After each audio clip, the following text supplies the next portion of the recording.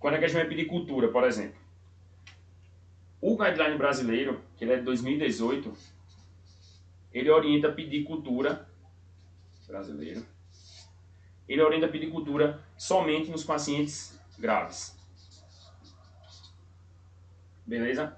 Esse aqui é a diretriz brasileira, é isso que ela recomenda. A diretriz americana, ela já orienta pedir nos pacientes já de moderado a grave. A gente vai ver a diferença quando a gente for pensar em estratificação de risco, mas já vou trazendo aqui para a gente ficar ciente que a gente vai pedir cultura basicamente no paciente que está internado, né? Esse aqui são os pacientes que estão internados.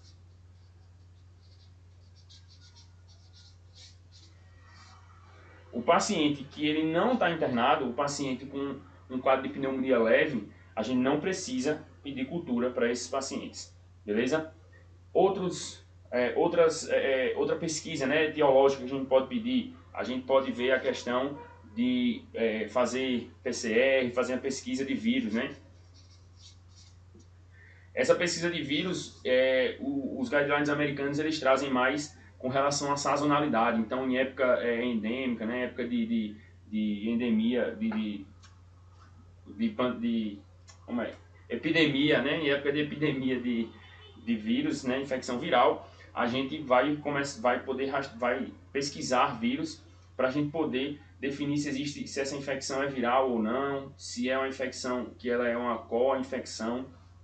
A infecção por vírus associada às pneumonias ela tem uma particularidade de que quando os estudos mostram, né, os estudos observacionais mostram que quando existe uma infecção, uma co-infecção, vírus mais uma bactéria, né, a gente tem um paciente que ele é muito mais grave, é um prognóstico muito pior, um paciente que evolui para mortalidade muito maior, né? Então fica aí nessa dúvida muitas vezes essa questão do vírus, se ele é um agente que ele propicia a infecção ou se ele é um agente que infecta junto, né?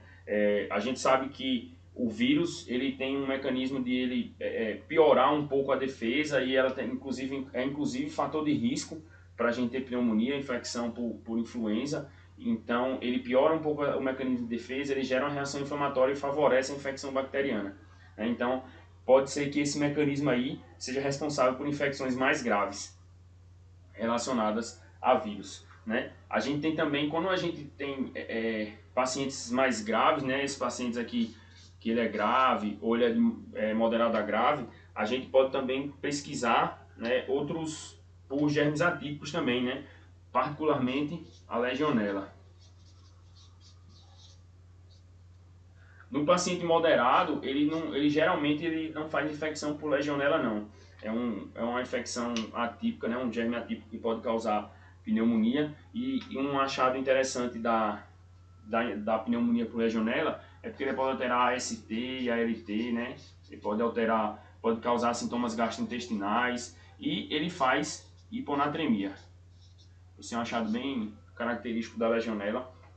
Então, se você tem um paciente que você está suspeitando de pneumonia, alteração de ST-LT, tem achado gastrointestinal como náusea, vômito, diarreia e tem uma hiponatremia, a gente tem que pensar em legionela, beleza?